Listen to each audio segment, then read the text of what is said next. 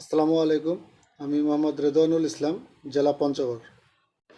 একটি ফার্মাসিউটিক্যালস কোম্পানিতে area manager হিসেবে কর্মরত আছি। আমার কোর্সের নাম clinical pathology and mental solution, CPMS. Course শিক্ষক ডক্টর পবিত্র কুমার শীল স্যার। কোর্সটি ব্যক্তিগত, পারিবারিক এবং সামাজিকভাবে অত্যন্ত গুরুত্বপূর্ণ। এই কোর্সের মাধ্যমে আমার অনেক কিছু জানার সুযোগ হয়েছে। স্যার অত্যন্ত আন্তরিকভাবে এবং বিজ্ঞানভিত্তিকভাবে কোর্সটি সম্পন্ন করেছেন। এজন্য আন্তরিকভাবে স্যারকে ধন্যবাদ জানাচ্ছি। আমার আজকের আলোচনার বিষয় মানসিক দারিদ্র্য, মেন্টাল সলিউশন, মেন্টাল পভার্টি।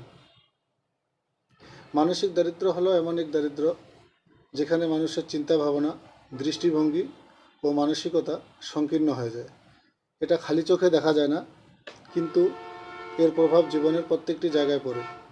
লক্ষণ, সিমটমস: সবসময় নেগেটিভ চিন্তা ভাবনা করা, অন্যের সাফল্যে ঈর্ষা করা, আত্মবিশ্বাসের অভাব, নতুন কিছু শেখার প্রতি অনীহা, গুজব ও সমালোচনায় ডুবে থাকা, ছোট সাফল্যে আত্মতুষ্টি হওয়া। রিকভারি অ্যান্ড ওভারকাম স্ট্র্যাটেজি: সবসময় পজিটিভ চিন্তা করুন, বই পড়ুন এবং জ্ঞান অর্জন করুন, কৃতজ্ঞ থাকুন, অন্যকে অনুপ্রাণিত করুন,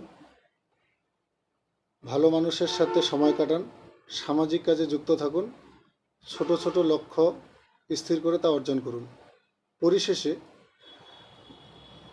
মানসিক দারিদ্র্য অর্থনৈতিক দারিদ্র্যের চেয়েও ভয়ঙ্কর।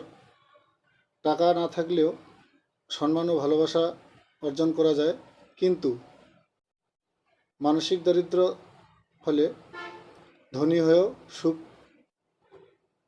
পাওয়া যায় না। ধন্যবাদ।